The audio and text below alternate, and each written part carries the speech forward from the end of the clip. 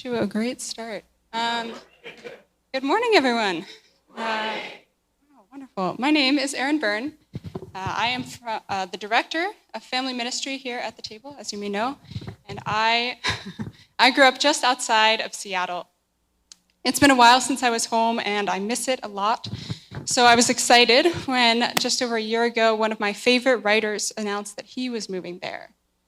This is a writer whose work I love, but my excitement about him moving to Seattle turned to frustration one day when he complained that people from Seattle are really judgmental towards anyone using an umbrella. Since the Pacific Northwest, gets mostly one kind of rain 9 months out of the year, there's a bit of a culture that if you're a real Seattleite, you'll tough it out.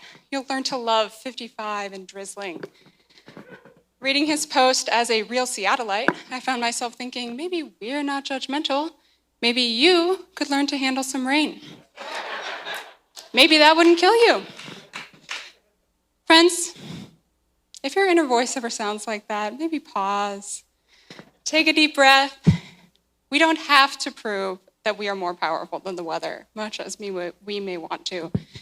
And today we're going to talk a little more about when to hold on to our strength and when it is okay to be humble enough, weak enough even, to use an umbrella. This week we're continuing our series on the story of the Exodus, reading about some of the plagues of Egypt and digging into what it means to think of God as a deliverer. We're going to read through the first 3 plagues, and then we're going to talk about the false stories that Pharaoh and the Egyptians believed about themselves, and learn about how God can deliver us from those stories we tell ourselves and how we can participate in that deliverance. Last week, Pastor Tonetta gave us the context that at the time of today's story, the Israelites are living as slaves in Egypt. Many of them are brickmakers, building homes and temples for the Egyptians, their oppressors. For a few chapters now, our Israelite heroes, Moses and his brother Aaron, have been going back and forth to Pharaoh, the Egyptian ruler, asking him very famously to let my people go. To which Pharaoh responds, "Who is this God that I should heed them and let Israel go? I do not know your God. I will not let Israel go." We've talked a lot recently about Pharaoh's question, who is this God? But who is Pharaoh? Pharaoh was the ruler of all of Egypt. In the book of Exodus, we don't see a governmental system with a lot of checks and balances, a ruler with a healthy sense of humility about his place in the world. In fact, the ancient Egyptians also understood their rulers to be intermediaries with the gods, so people with divine power. On Pharaoh's side, what does it look like to spend your whole life being told not only that you are the most powerful person around, but also that you have power from the gods? What does it mean to grow up knowing that pharaohs before you had pyramids built in their honor? In Pastor Tonetta's sermon last week, we saw what that looks like for Pharaoh. Every time there is a chance that someone else might start to gain some power, Pharaoh gets defensive. The Israelites have been slaves for a while now, and they start to outnumber the Egyptians, so Pharaoh makes them do even more manual labor. Moses asks Pharaoh to give the Israelites a break, a short retreat in the wilderness to worship their God. Pharaoh turns around and tells them to collect their own straw for the bricks they're making their work even harder without time for retreat. Moses says that God commands that Pharaoh let the people go. Pharaoh says, "Who is this God that I should obey them? I do not know your God." When I started preparing this sermon, I was honestly expecting to say that Pharaoh was high on his own power, that he was overconfident in himself, but I don't really get that from reading today's passages. What I see in today's story is someone who gets really defensive, someone who's working really hard to convince himself that he is who he says he is. This is not the story of a ruler who's confident in his power. This is the story of a man who doesn't know how to handle anyone else having power. So he avoids reality and hardens his heart to the world around him, even as the evidence that he might be mistaken about himself becomes more and more overwhelming. We're going to start with Exodus chapter 7, verse 8. Here, God is talking to Moses and his brother Aaron. The Lord said to Moses and Aaron, "When Pharaoh says to you, 'Perform a wonder,' then you shall say to Aaron, 'Take your staff and throw it down before Pharaoh, and it will become a serpent.'" So Moses and Aaron went to Pharaoh and did as the Lord had commanded. Aaron threw down his staff before Pharaoh and his officials, and it became a serpent. Then Pharaoh summoned the wise men and the sorcerers, and they also, the magicians of Egypt, did the same by their secret arts. Each one threw down his staff, and they became serpents. But Aaron's staff swallowed up theirs. Still, Pharaoh's heart was hardened, and he would not listen to them, as the Lord had said. So this is the first time we concretely see God proving God's power over Pharaoh. It turns out that Pharaoh, or at least his magicians, do have some sort of mystic power in this story. There's obviously a lot to unpack there. The biblical authors are pretty clear that this is not power from God, but they do also take for granted that somehow this story happens. If we get too caught up in trying to explain how it happens, we miss what they're trying to tell us. The biblical storytellers emphasize the fact that God shows God's power over the court magicians. This passage sort of serves as a prelude to the 10 plagues, a gentle trick to remind us of who God is in case there was any doubt about who we should be rooting for as rulers, as readers. Now we turn to the real plagues, which will be a little less gentle. In preparation for the first plague, God tells Moses to go out to the Nile River, where Pharaoh is probably about to go bathe, and to warn Pharaoh that if he does not let the Israelites go, God will turn all the water in Egypt into blood. Essentially, Moses says to Pharaoh, "See this water that provides life for your country? Prepare for it to become a source of death. The water you're about to bathe in, imagine it full of dead fish. Imagine it creating a horrible smell so that the people can't stand to be near it. This is what my God will do to you, Pharaoh, because you are refusing to let my people go." Verse 19, the Lord said to Moses, "Say to Aaron, take your staff and stretch out your hand over the waters of Egypt, over its rivers, its irrigation channels, and over its ponds, and over all the gatherings of its waters, and they shall become blood. And there shall be blood in all the land of Egypt, even in the trees and in the stones." Moses and Aaron did as the Lord had commanded. Before the eyes of Pharaoh and the eyes of his officials, Aaron, lifted up his staff and struck the water in the river, and all the water in the river was turned into blood. The fish in the river died, the river stank so that the Egyptians could not drink its water, and there was blood throughout the whole land of Egypt. So here God calls into question Pharaoh's divine power. How powerful are you really if I can turn your beautiful river into blood? But this plague also creates some doubt about Pharaoh's political power. What kind of a leader are you if someone else's God can ruin your country's elaborate irrigation system? What kind of a political leader ends up with the land covered in blood? A political leader who just lost a battle. God doesn't kill any Egyptians, but there is blood everywhere. Blood flowing through the trees. So how does Pharaoh respond to his land looking like there was a massacre? Verse 22, "But the magicians of Egypt did the same by their secret arts. So Pharaoh's heart remained hardened, and he would not listen to them, as the Lord had said. Pharaoh turned and went into his house, and he did not take even this to heart. And all the Egyptians had to dig around the Nile for water to drink, for they could not drink the water of the river." So again, Pharaoh's political and divine power are in question here, but now we're also questioning Pharaoh's social power. When he sees that his magicians can also turn some water into blood, Pharaoh turns around and leaves. He doesn't have time for criticism. He simply avoids dealing with the fact that his constituents are digging for groundwater because there is nothing to drink. And this part isn't really God's doing. Pharaoh could work to support his subjects in the midst of this crisis, but he can't admit to himself that there is a crisis. So instead, he refuses to acknowledge what's happening. It's time for plague number 2. The Lord said to Moses, "Come to Pharaoh, and you shall say to him, 'Thus says the Lord, send off my people that they may worship me. And if you refuse to send them off, look, I am about to scourge your region with frogs. And the Nile will swarm with frogs, and they will come up and come into your bedroom and onto your couch and into your official's house and onto your people and into your ovens and into your kneading pans. And upon you and upon your people and upon all your officials, the frogs will come up.' And the Lord said to Moses, 'Stretch out your hand with your staff over the rivers, the channels, and the pools, and bring up frogs over the land of Egypt.' So Aaron stretched out his hand over the waters of Egypt, and the frogs came up and covered the land of Egypt. But the magicians of Egypt did the same by their secret arts. and brought frogs up on the land of Egypt. It's sort of funny here that the magicians work to prove they're able to repeat this plague. Just what we were hoping for, more frogs.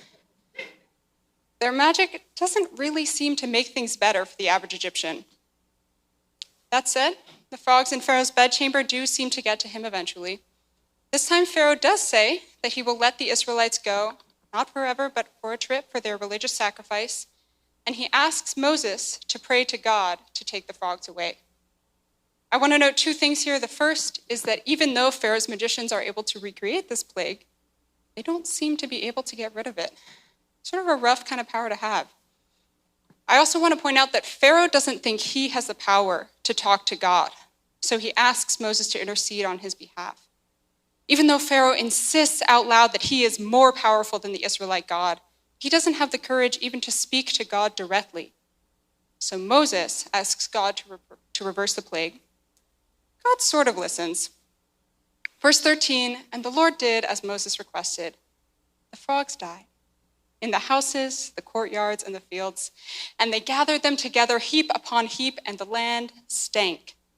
So we don't fully see God fix things here. God wants the Egyptian oppressors to remember as they pile up their dead frogs who is really in power. Verse 15, but when Pharaoh saw that there was relief, he hardened his heart and would not listen to them, just as the Lord had said. So again, we see that Pharaoh isn't really concerned about the average Egyptian or the piles of rotting frogs, which his slaves would have hurried to clean out of his own palace. He's only concerned about proving that he, a god king with his own team of court magicians, is the most powerful one around. We're not going to go through all the plagues today, but I do want to read the third one, the plague of tiny little bugs. Some translations say lice or fleas. This one says gnats. Some say mosquitoes. I think you've already gotten the point. The bugs are small, and they are everywhere. Exodus chapter 8, verse 16. Then the Lord said to Moses, say to Aaron, stretch out your staff and strike the dust of the earth, so that it may become gnats throughout the whole land of Egypt. And they did so. Aaron stretched out his hand with his staff and struck the dust of the earth, and gnats came on humans and animals alike. This is worse if you translate it as fleas. All the dust of the earth turned into gnats throughout the whole land of Egypt. The magicians of Egypt tried to produce gnats by their secret arts, but they could not. There were gnats on both humans and animals, and the magicians said to Pharaoh, this is the finger of God. But Pharaoh's heart was hardened, and he would not listen to them, just as the Lord had said. So this one's interesting. The biblical authors tell us that the magicians tried to do what God did, but they could not. I know I've already mentioned this, but it bears repeating. Replicating a plague isn't exactly the win for Egypt that Pharaoh seems to think it is.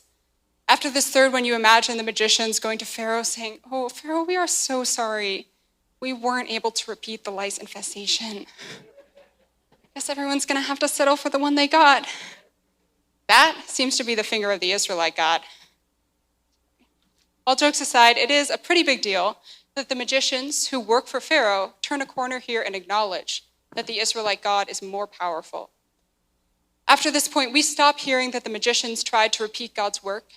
They only made it through 2 plagues and a small snake incident before they figured that out.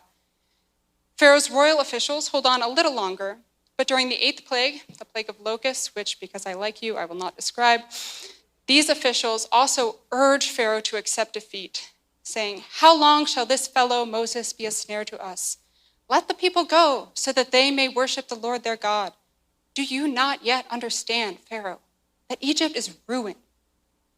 But Pharaoh holds on to his misunderstanding of himself for the full 10 plagues. As the plagues progress, God also becomes more explicit about what's happening. The plagues we read about impacted everyone in Egypt, but starting with the 4th plague, the plagues actually don't impact the Israelites. Later on, the biblical storytellers emphasize that some Egyptians also start to fear God and they are spared.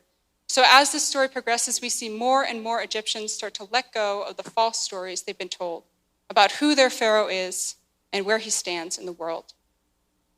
Not Pharaoh himself, though. A few more times he promises to free the Israelites and then goes back on his word. Other times his heart remains hard the whole time.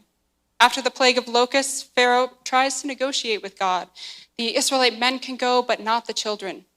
Even 8 plagues in, after his officials and many of his subjects have acknowledged that the Israelite God is more powerful, Pharaoh still acts as though he is negotiating with an equal.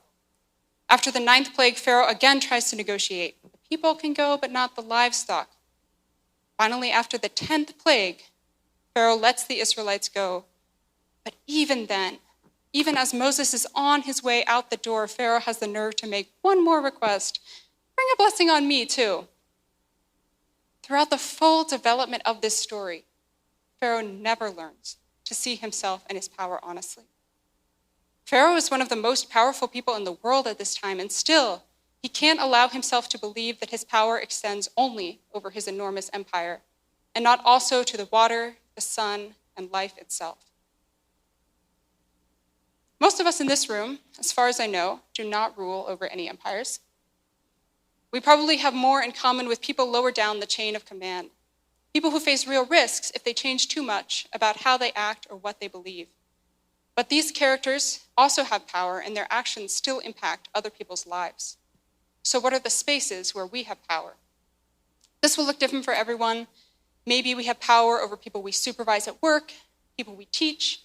Sometimes we have power in our relationships that we may not always notice. We may have power based on race, gender, income, sexuality, or physical or mental abilities. Sometimes our organizations have power based on connections or name recognition that smaller, newer organizations may not have. In DC as a city, we often talk about how we don't have a vote in Congress, and that's true. And we have a large population of people here who work for the federal government or influencing policy. So there is power here, even when it doesn't feel like it. So if we are more like those supervisors and officials navigating our limited power, why even talk about Pharaoh? Biblical figures like Pharaoh provide dramatic examples of our own behaviors so that we can look to them and say, what part of this shows us truth about our lives today? Pharaoh spends this story defending his power because he cannot handle being wrong, and the people who bear the brunt of his actions are those whose lives he barely even considers. I wish I could say that that kind of thinking was fully unrecognizable to me. I wish I could say that in my life, I always treat everyone with respect and with love. We could just end the sermon here. But the truth is that the times in my life when people have let me know I've hurt them, it's often been in situations where I didn't even consider that other people might be affected by my actions. Times when I spoke harshly without hearing myself at all. Times when I got frustrated with someone else because of how their actions affected me without realizing that they were dealing with something much bigger. Like Pharaoh, I often get wrapped up in my own story. I know what I am trying to get done, and I don't always recognize when my single-minded focus on myself leaves other people trying to deal with the consequences.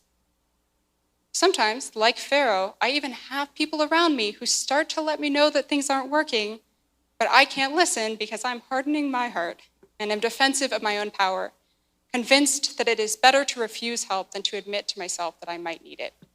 Okay, so I was a little harsh, so what?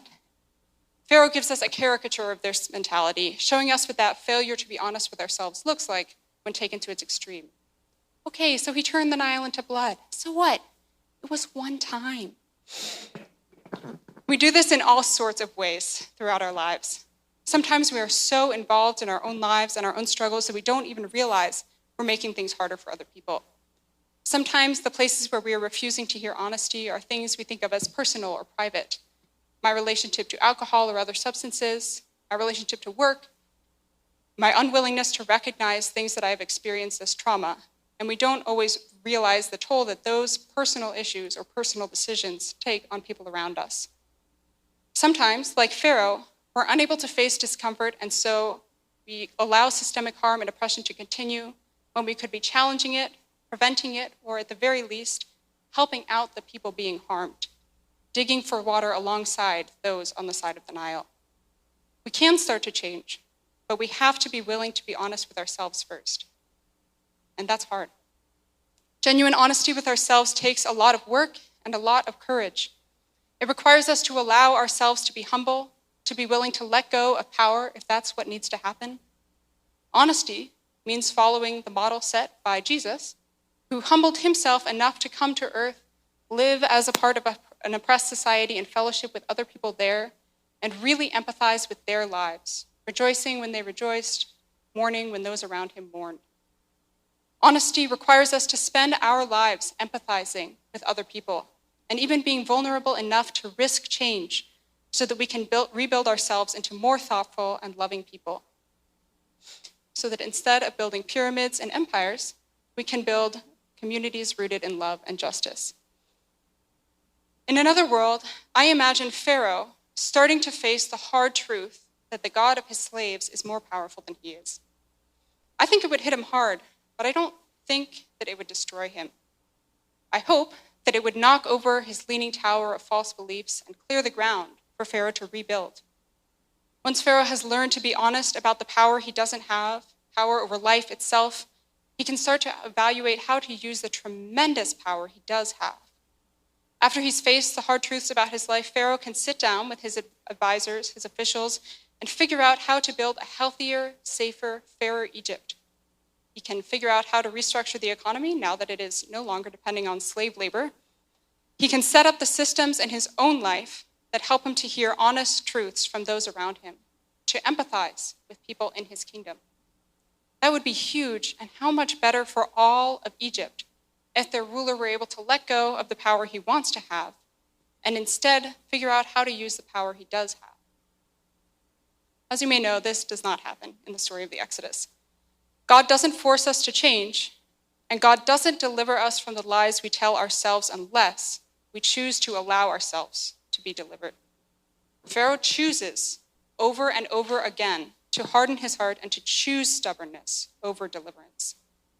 But we don't have to do that. God can and does deliver us from our misunderstandings of ourselves and our misuse of power. God just doesn't do it alone. God delivers us through connection. In today's story, we saw how disconnected Pharaoh was, both from God and from other people. He was unwilling to admit to himself that there was a problem, unwilling even to speak to God, and unwilling to listen to those around him, telling him that he was off base. Jesus gives us a model of the opposite, taking on human vulnerability through human life and death in order to see people where they are and to truly listen to those around us. A few weeks ago, Heidi taught us about the Egyptian midwives who worked together and with God in order to deliver the Israelite infants. Today, we learned about Moses and Aaron working together and with God to deliver all of the Israelite people. God's deliverance requires us to have the courage. You okay? God's deliverance requires us to have the courage to connect with God and with other people in order to empathize with others and humble ourselves. One of the ways we can partner with God in the work of deliverance is through connection with God, through prayer. If we can build habits of mistreating, ignoring, or marginalizing other people, then surely we can build habits of connecting with God in order to see more honestly how we are treating others. If you, like me, struggle with finding ways to pray that work for you, I want to let you know that the table has a monthly event called Prayer School, where different people in our community teach us ways to pray that work for them. God also delivers us through our connection to one another in community. Part of this involves building relationships with one another so that we have people around us who know us well enough to let us know when things aren't working. Another part of this is listening to other people, people outside of our immediate circles and who we may not be used to hearing. In the Bible, we read about prophets like Moses, Aaron, and their sister, the prophet Miriam, who speak the truth about what needs to change in order to create a more righteous society. If we look around in almost every era, we see communities, often communities of faith, naming the truth of their situations and identifying what needs to change. In Washington, D.C., the Washington Interfaith Network, WIN, has been doing that kind of truth-telling for years, following in the footsteps of people like Moses, Aaron, and Miriam, to help those in power see themselves honestly, letting them know what the community needs and how to meet those needs. As Tonetta mentioned earlier, this afternoon, WIN is having an event to ask city council candidates to commit to increase affordable housing, improve public safety, and support climate action, all in local ways, so that we can make our community better here in Washington, D.C. Regardless of how you're able to participate, I encourage all of us this week to pay attention to the truth tellers in our lives and our communities, and to really hear what those people are saying. Whose are the voices we aren't used to listening to in our workplaces, our schools, and our neighborhoods? Whose are the voices that we as a church or as a city have learned to ignore? And how can we elevate those voices in our lives and empathize with them in order to see ourselves more honestly? It takes practice, it takes courage, it takes vulnerability, and it takes truly honest connection. But we can participate in God's deliverance from the false stories we tell ourselves and into lives of truth where we use our power well as followers of a human Jesus. Let's pray. Dear Lord, I pray that you would give us the courage to see ourselves honestly. I pray that this congregation would know that you are with us as we take the risks we need to take in order to build more honest and loving community. I pray that we would be there for one another as we grow, and that you would help us to be patient with those we love as we realize what needs to change, so that we can work with you, Lord, to build a community oriented towards love and truth. In your name I pray. Amen.